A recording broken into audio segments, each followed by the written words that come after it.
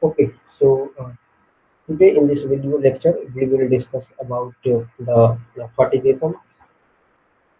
Fertigation is one of the important parameters, important functions of irrigation method. It is used to supply fertilizer along with the irrigation water.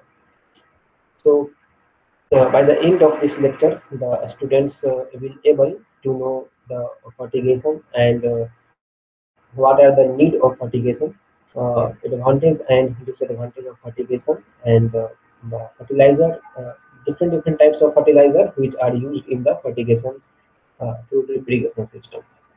Okay, so these are some reference books you can refer.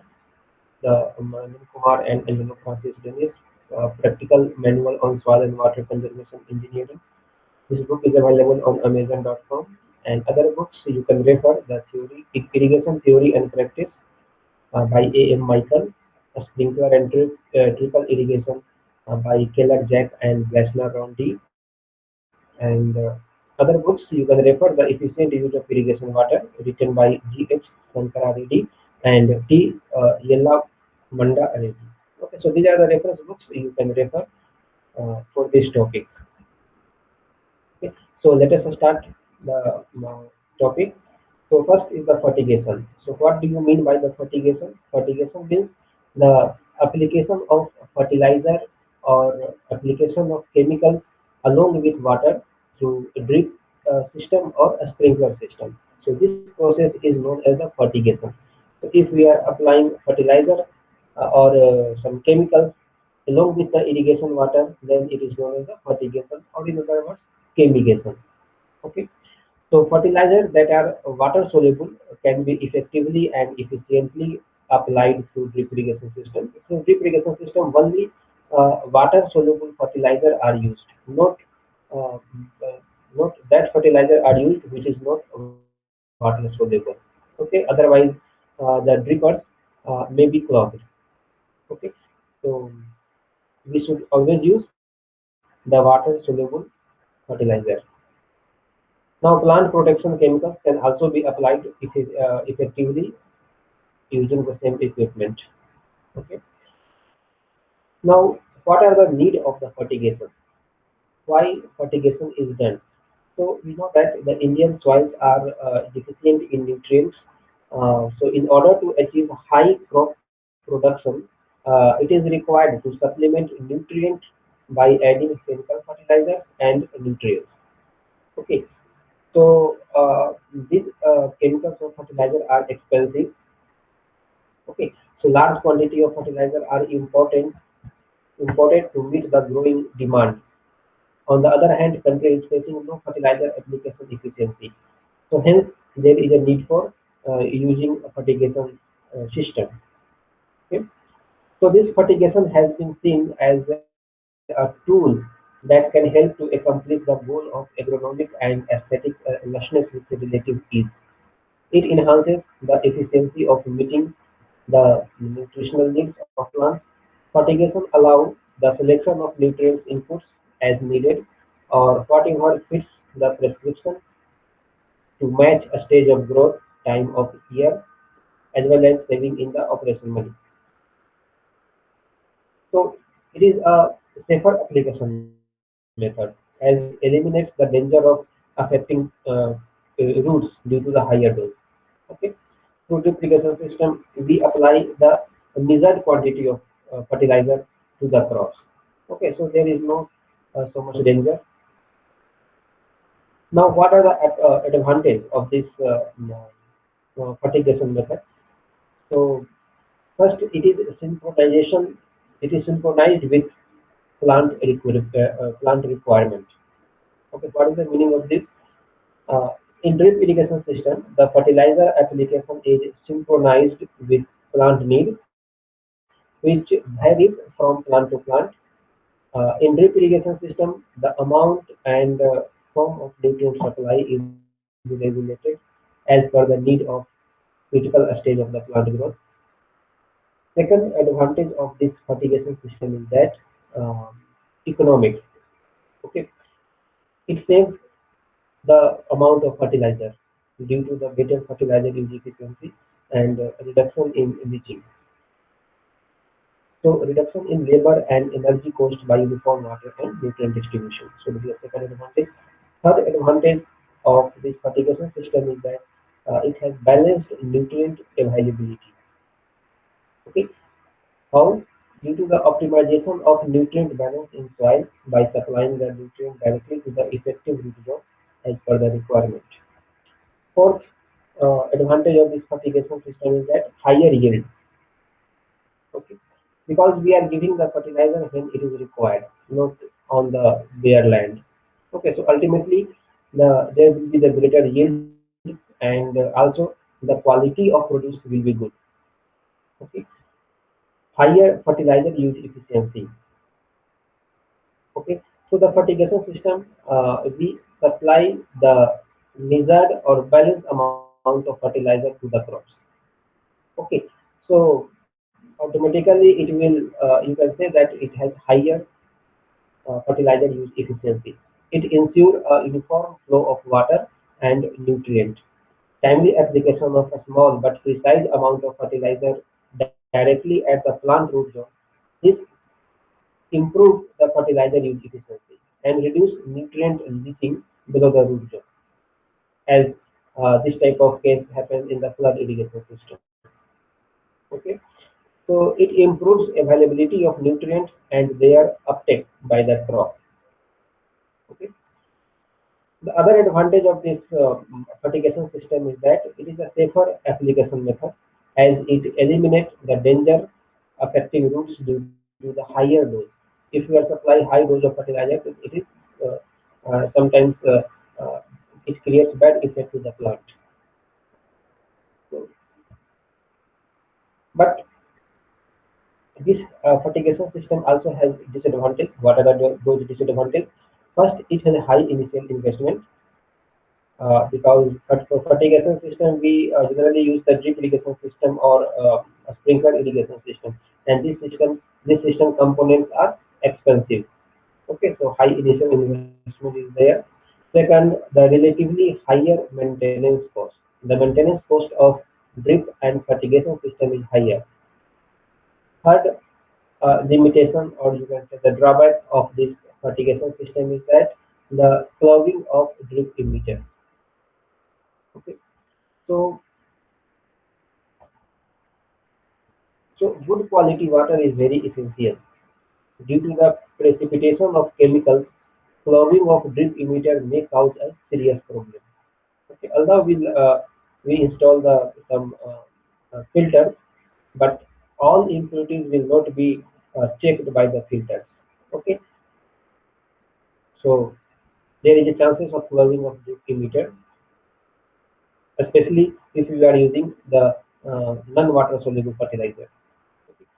The other disadvantage of this fertigation system is that availability of water soluble fertilizer and its compatibility. It needs water soluble fertilizers. The availability of this type of fertilizer is limited. Right? Okay, so this is the disadvantage. Also the subsidy in drip irrigation system. So area under micro irrigation is increasing mainly because of subsidy in micro irrigation. If subsidy is withdrawn by the government, then what happens? The area under micro irrigation may also reduce. Okay, so so similarly, so in the same way, it may be the fate of the fertigation also. It will be also affect the fertigation also. Now overdosing. This is other disadvantage of this fertigation system is that overdosing. So due to the fear of yield loss because of relatively lower dose of fertilizer in the fertilizer system, what farmer do? Farmer have the tendency to add additional fertilizer and irrigation water by traditional methods too. Okay, so in this case, this may result in the crop loading lower yield and lower profit. Okay, so these are the disadvantage of this fertigation system. Now we will see the solubility of fertilizer, which fertilizer is water soluble and which is not. So the quantity of fertilizer that can be dissolved in a unit quantity of water is called the solubility. What is the meaning of solubility? The quantity of fertilizer that can be dissolved in unit quantity of water is known as the solubility. So normally nitrogen and potassium fertilizer do not have solubility problem. Okay, it is always soluble in water. But the phosphorus fertilizer, phosphatic fertilizer, such as DAP or SSP, so these fertilizers do not readily dissolve in the water. Okay, so when we are using the phosphatic fertilizer, you should be more care about this. So the solubility is greatly affected by the temperature variation. The solubility decreases with decrease in temperature.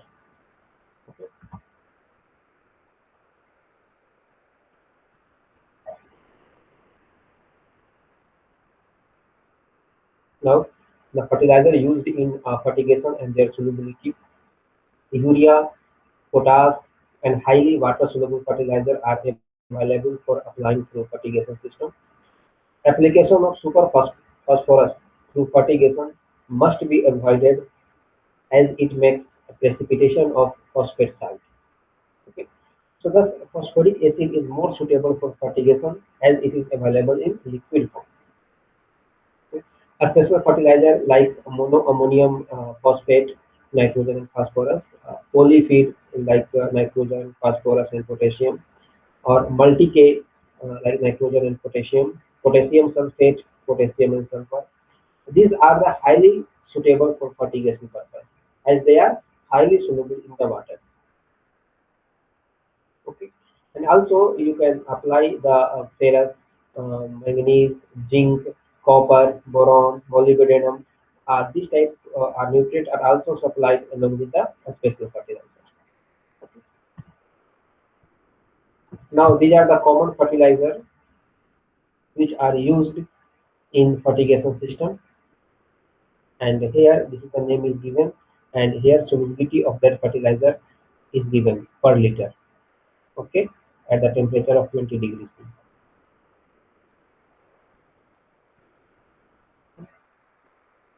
So highly soluble fertilizer is ammonium nitrate, 1830 gram per liter. Okay. Now nitrogen fertigation. Okay, nitrogen generally in urea the nitrogen is more. So the urea is well suited for injection in micro irrigation system. It is highly soluble and dissolved in non-ionic form, so that it does not react with other substance in the water. Also, urea does not cause precipitation problem. So urea, ammonium nitrate, ammonium sulfate, calcium ammonium sulfate, calcium ammonium nitrate, these are used as nitrogenous fertilizer in drip irrigation system. Okay. Now phosphorus fertigation. So application of phosphorus to irrigation water may cause precipitation of phosphate salt. Okay. So phosphoric acid and monoammonium phosphate appears to be more suitable for fertigation. Okay. Now potassium fertigation. So application of potassium fertilizer does not cause any precipitation of salt. So potassium nitrate, potassium chloride, potassium sulfate, and monopotassium phosphate are used in drip fertigation. Okay. Micronutrients like ferrous, manganese, zinc, copper, boron, molybdenum, these could be used as micronutrients in drip fertigation system. Now compatibility.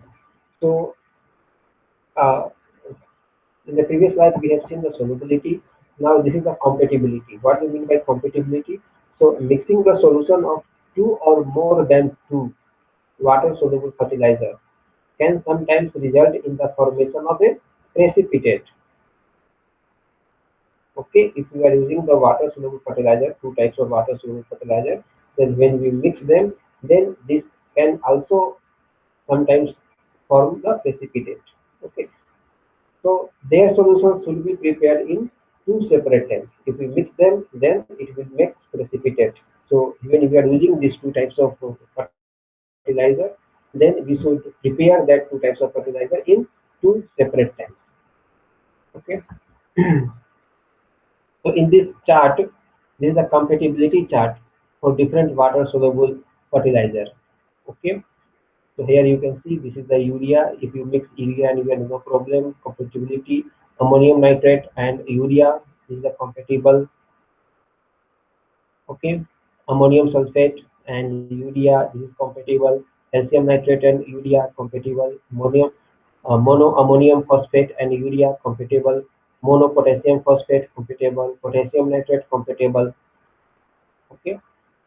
Also the ammonium nitrate with urea, this is compatible.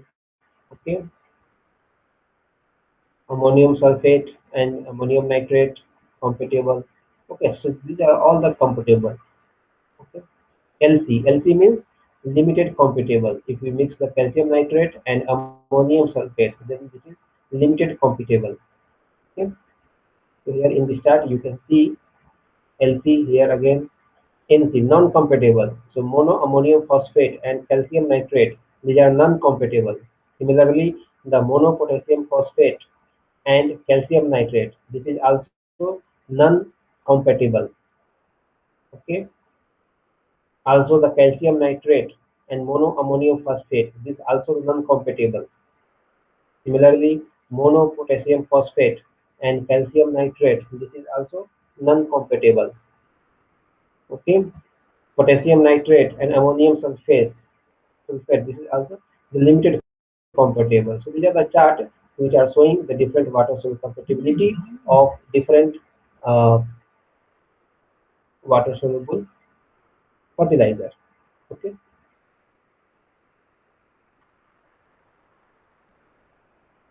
Now this chart is showing the fertilizer evaluation for suitability to fertigation. Ammonium nitrate, this is high soluble,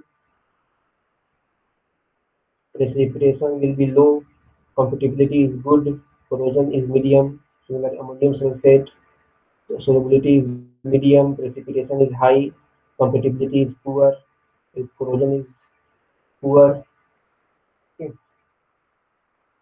Potassium sulfate, low solubility, high precipitation, poor compatibility, poor corrosion. Potassium chloride, medium solubility, low precipitation, compatibility, medium compatibility, and poor corrosion.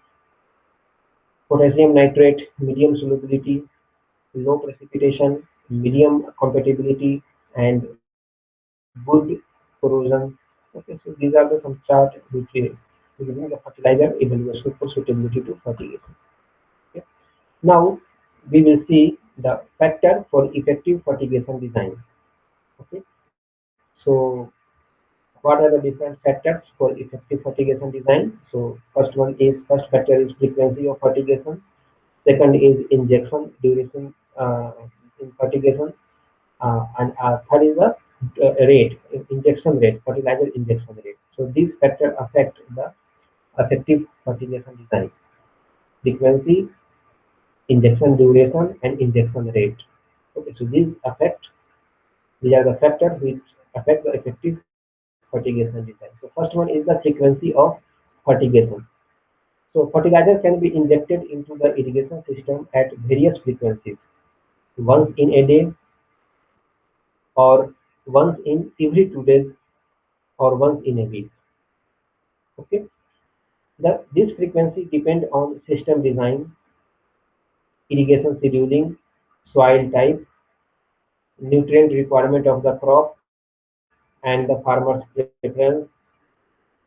It is also important to monitor the application of water, as fertilizer application is linked to the water application. So in many cases, it is extremely important that the nutrient applied in irrigation are not subject to leaching, either during the same irrigation or during subsequent irrigation. Okay, so in this way, this frequency plays an important role for effective fertigation design. Now, duration, fertilizer injection duration, which also affects the effective design. So the maximum injection duration depend on soil type and nutrient and water requirement of the crop. Okay, a maximum duration of 45 to 60 minutes is generally recommended, with enough time for flushing of fertilizer residue from the line before shutting the pump off. How much? 45 to 60 minutes. The injection duration is sufficient for uniform distribution of nutrients throughout the fertigation zone. So better to inject for long duration to leave enough time to flush chemicals out of the system rather than in a slug where highly concentrated solution of fertilizer usually injected in much less than 45 minutes. So injection duration is kept within permissible limit to prevent the application of too much water because excessive water leaches plant nutrients below the root zone. In addition, too much water saturates the soil, causing damage to root and plant. Okay. Now, third factor is fertilizer injection rate.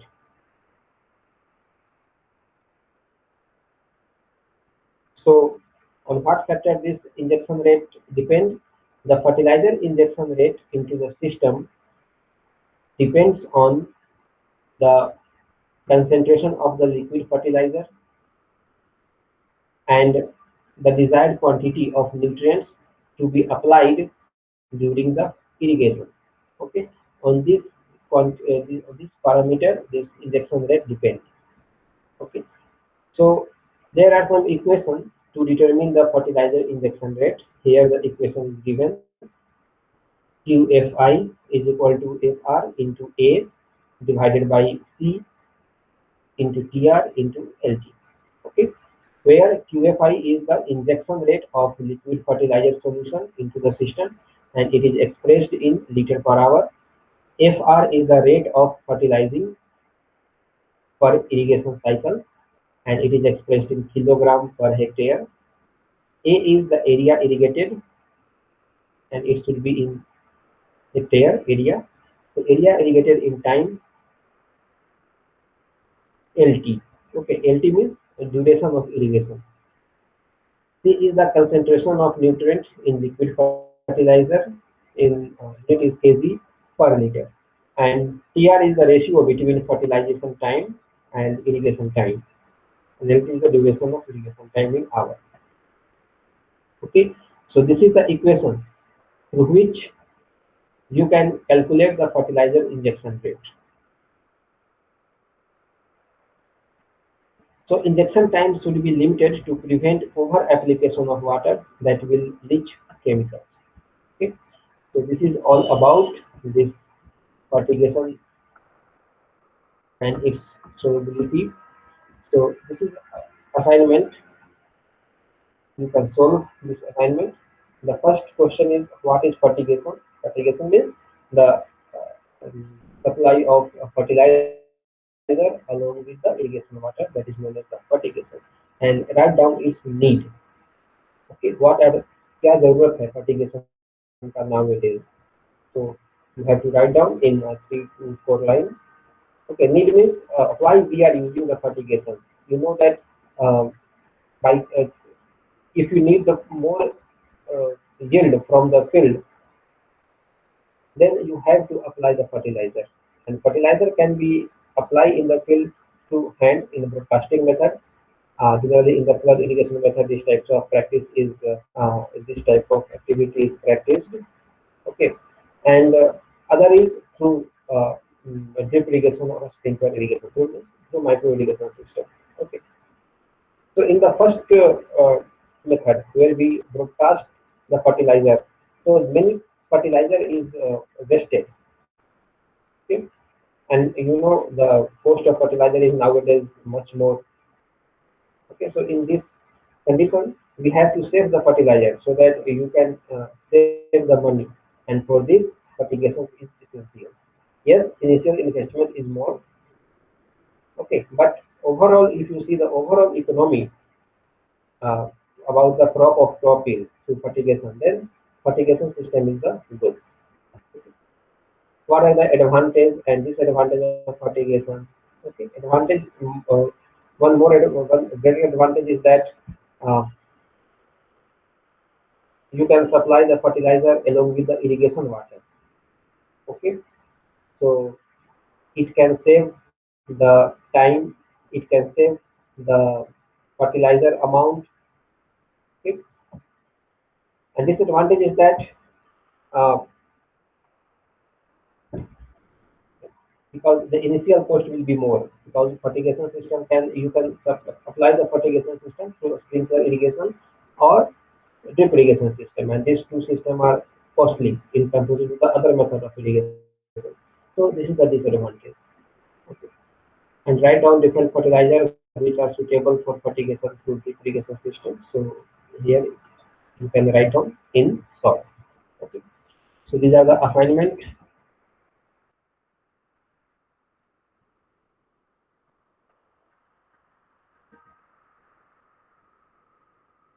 So this is all about today's lecture. In next lecture, we will see what are the different fertigation methods. Now I am closing.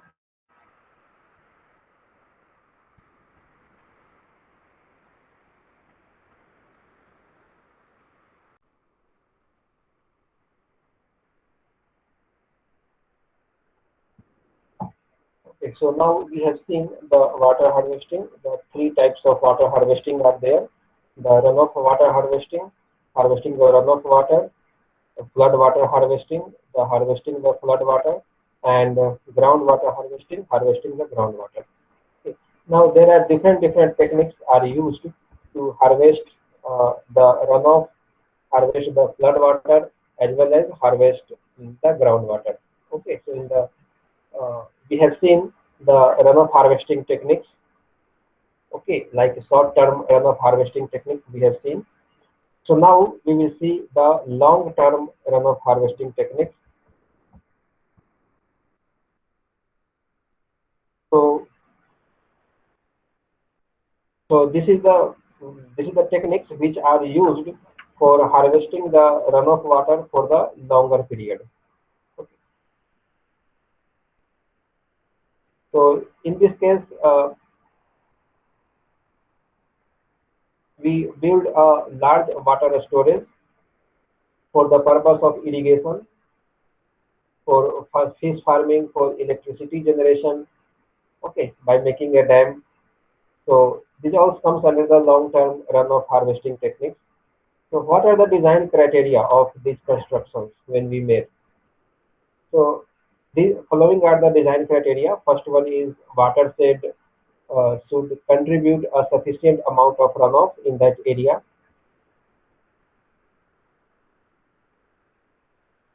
and also there should be suitable collection site where water can be safely stored, and also the different appropriate techniques should be used for minimizing the different types of water losses in that area. And also there should be some suitable method for efficient utilization of the harvested water for maximum crop yield per unit volume of available water. Okay, so these are the some criteria which we should consider when we are going to make long-term runoff harvesting structures. Okay, so under long-term runoff harvesting techniques,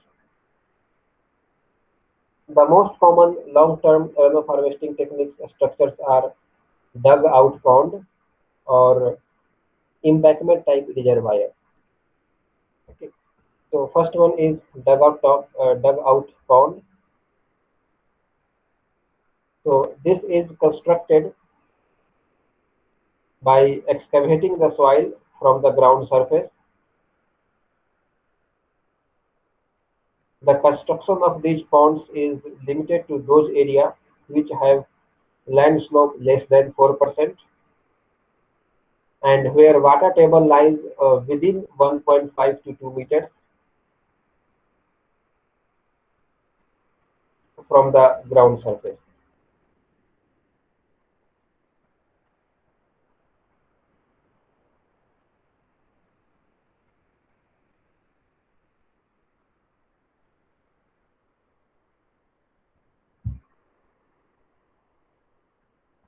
These dugout ponds are generally recommended when embankment type ponds are not economically feasible, and maximum utilization of the harvested runoff water is possible for increasing the production of some important crops.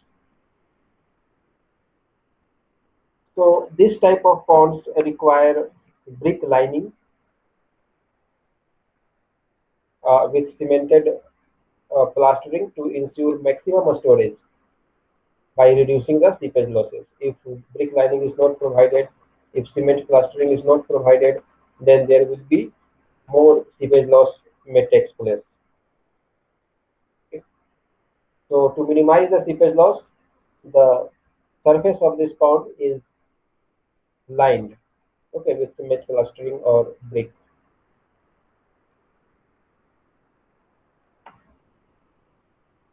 Now other is embankment type reservoir. So this is constructed by forming a dam or embankment on the valley or depression of the catchment area. The runoff water is collected into the reservoir, and that water is used as per requirement. Now classification of embankment type reservoir. Basically there are two types. No, six types. First one is the irrigation dam. So irrigation dams are used to store the surface water for irrigating the crops. The capacity is decided based on the amount of input water available and output water desired. Second is silt detention dam.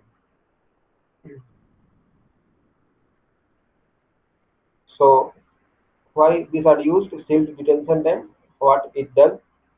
So it is used to detain the silt load coming along with the runoff water from the catchment area. Okay, and also these dams are used to harvest the water. So there are two functions. First one is detain the silt load coming along the runoff water, and as well as harvest the water. The silt-laden water is stored in the depressed part of the catchment, whereas the silt deposition takes place and silt-free water is diverted for use.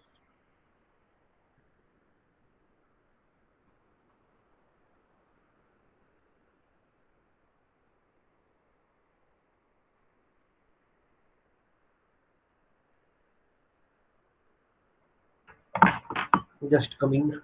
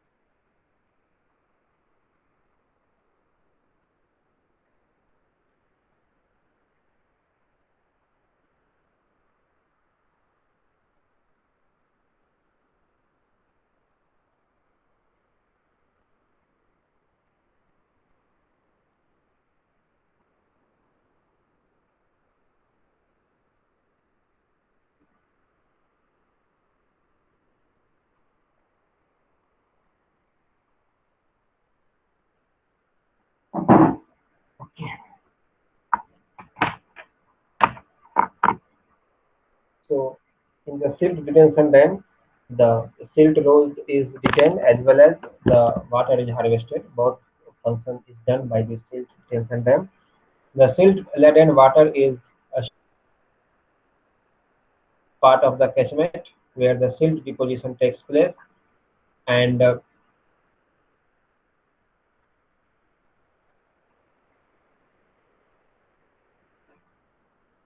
silt-free water is diverted for use.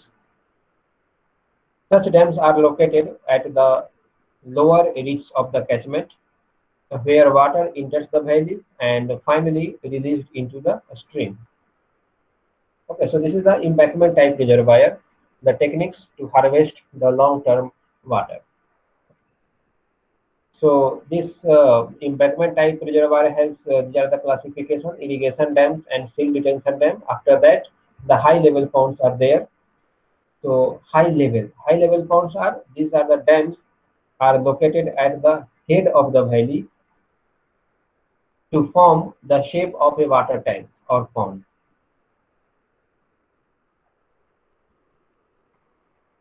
So water which is stored in the pond that are used for irrigating the those area which is lying downstream. Other one is the farm pond.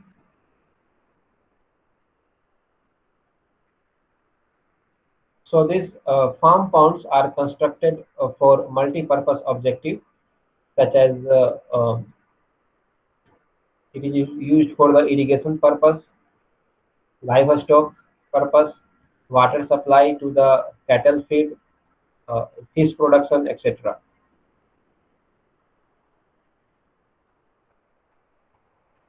So where we should make a farm pond? So the location of the farm pond should be such that where all the requirements are easily and conveniently met.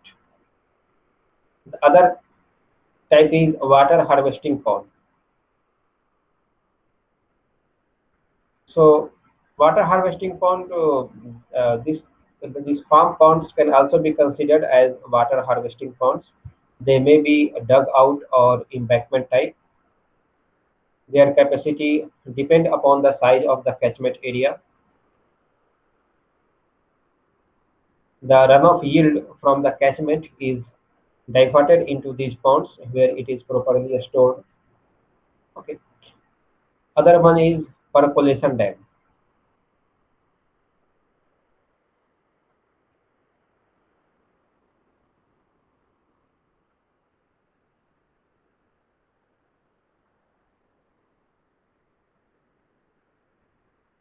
So these dams are generally constructed at the valley head without the provision of checking the percolation losses.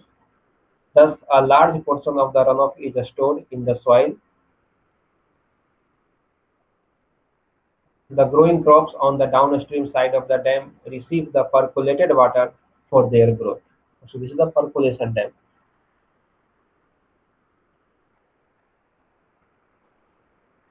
Okay. So these are the types of embankment type reservoir which are used to harvest the long-term water.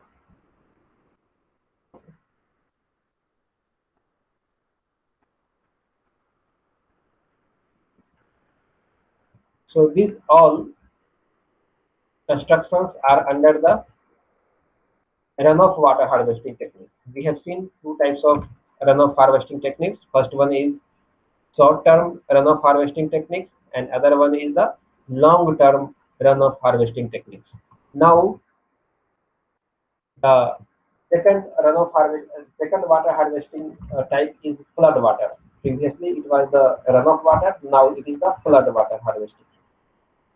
So, flood water harvesting, it is used to harvest flood water. Wide valleys are reshaped and formed into a series of broad level terraces, and the flood water is allowed to enter into them.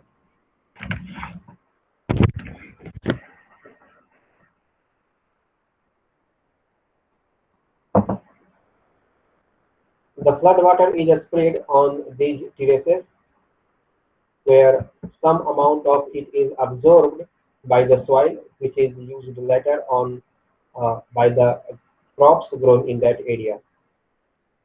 It is often referred to as water spreading, and sometimes it is also known as the spade irrigation.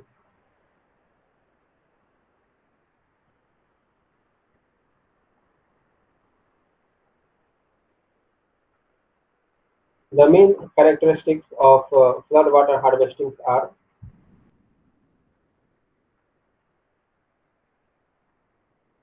in this technique, the turbulent channel flow is harvested, runoff is stored in soil profile. It has usually a long catchment, maybe of several kilometers. The ratio between catchment to cultivated area lies above 10 is to 1, and it has provision for overflow of excess water.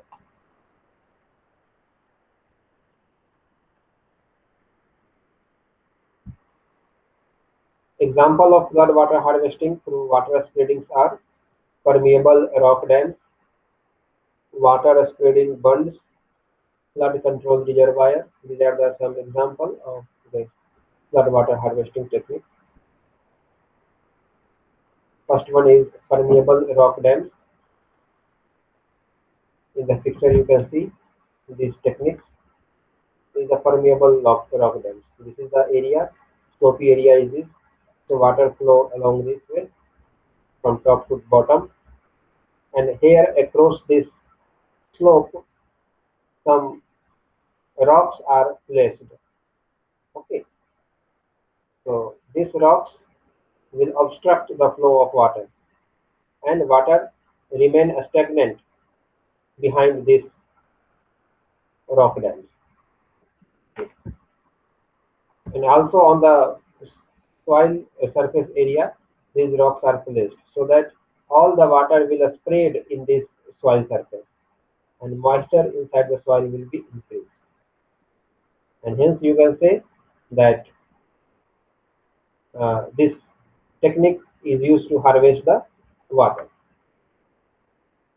So permeable rock dams are long, low structure across hazy floors, which have the simultaneous effect of controlling the gully erosion while causing deposition of silt and spreading and retaining runoff for improved plant growth.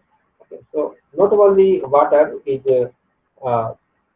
stored here, but some sediments particles will also controlled here. De- all the sediment particles will deposit at here. That sediment particle will not flow along this way. It will store here, here, here. Now, second is water spreading bund. Here you can see this is the flood water farming system where water spreading bunds are constructed, spreading within the channel bed. This one, and this one is diversion system. Here, flood water is diverted through some mechanism.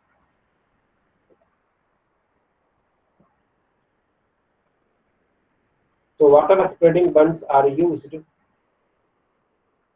to spread water that reach the floodplain,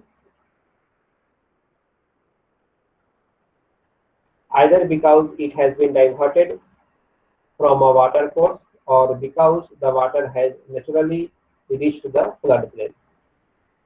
The earthen bunds slow down the runoff and let it spread over the cultivated land.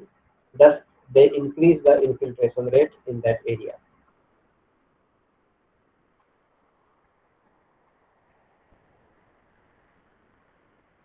Now, the flood control reservoir. So, these these structures are constructed at suitable sites for controlling the flood. They are well equipped with self-operating mechanical outlet for letting out the harvested water into the streams or canals below the reservoir as per requirement. So when needed, this outlet is open. When no need, then this outlet is closed. So this is the flood control reservoir. So these are some techniques to control the flood water. Permeable rock dam, water spreading bund, and flood control reservoir. So these three techniques are used to harvest the flood water. Now the last one is groundwater harvesting.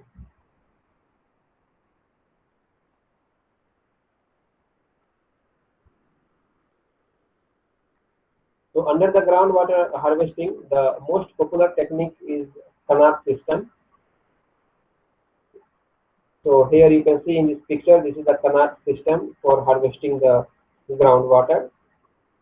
So this canal system is nothing but this is a long tunnel type of structure is this. This is a long tunnel or conduit type of structure is this. So this canal system consists of a long tunnel or conduit leading from a well dug at a reliable source of groundwater. Often the mother well, this is first well is known as the mother well. The mother well is dug at the base of a hill or in the foothills of a mountain range. The tunnel leading from the mother well slopes gradually downward to the community in the valley below. Some SS shafts are provided. These are some SS shafts for inspection purpose. So SS shafts are dug intermittently along the horizontal conduit to allow for construction and maintenance of the this tunnel for the of the canal. So here in this picture you can see this is the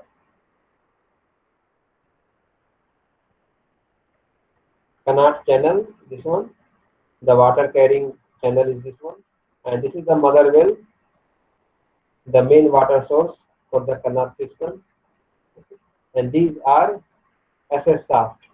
This permits access to the canal channel for construction and maintenance purpose. These SS shafts are used, and here the outlet is there. Okay, and this is the irrigated area. Okay, and some distributions are there. A network of dams, gates, and channels is used to distribute the water. The advantage of this canal system is that this system requires no energy. It relies on the force of gravity only. The system can carry water across long distance to subterranean chambers, avoiding leakage, evaporation, or pollution. The discharge is fixed by nature, producing only the amount of water that is distributed naturally from a spring or mountain, ensuring that water table is not depleted. It allows access to a reliable and plentiful source of water to those living in otherwise marginal landscapes. The canal system was used widely across Persia and the Middle East. So this is the groundwater harvesting technique.